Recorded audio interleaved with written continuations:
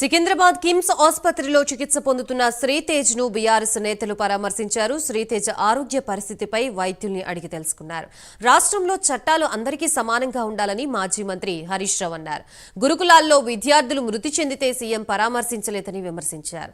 ఓ సర్పంచ్ ఆత్మహత్య చేసుకుంటే అందుకు కారణమైన సీఎం తమ్ముణ్ణి ఎందుకు అరెస్టు చేయలేదని హరీష్ రావు ప్రభుత్వాన్ని ప్రశ్నించారు. ప్రతిపక్షాలు రాజకీయం చేస్తుందా, ప్రభుత్వం రాజకీయం చేస్తుందా అందరికీ తెలుసు కదా.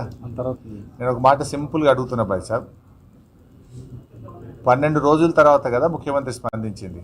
యాక్సిడెంట్ జరిగిన తర్వాత శ్రీతేజ్ను ప్రభుత్వం ఎందుకు స్పందించలేదు? ఒక మంత్రి గారు వచ్చి ఎందుకు పరామర్శించలేదు? 12 రోజుల తర్వాత అసెంబ్లీ వేదికగా నువ్వు మాట్లాడి అప్పుడు కదా నువ్వు స్పందించింది. మరి 12 రోజులు ఎందుకు స్పందించలేదు? ఆ 12 రోజులు ఏమైంది? కోటి శ్రీతేజ్ ఎంత ముఖ్యమో రాష్ట్రంలో ప్రతి పౌరుడు కూడా అంతే ముఖ్యం కదా. గురుకులాల్లో 50 మంది విద్యార్థులు చనిపోతే ఒక్క మంత్రి పోయి పరామర్శించలే. దానికి మంత్రిగా ఉన్న ముఖ్యమంత్రి గారు కూడా ఒక్కరోజు పరామర్శించలేదు. ఎందుకు వెళ్ళలేదు ముఖ్యమంత్రి గారు? మరి వెళ్ళి ఆ కుటుంబాలకు కూడా ప్రభుత్వం ఆదుకోవాలి కదా. ఆ తల్లిదండ్రులకు కూడా కడుపు కోతనే కదా. ఆ కడుపు కోతపై గిరిజన విద్యార్థులు, దళిత విద్యార్థులు, బీసీ విద్యార్థులు 50 మంది చనిపోతే ఎందుకు ప్రభుత్వం ఆ రోజు స్పందించలేదు?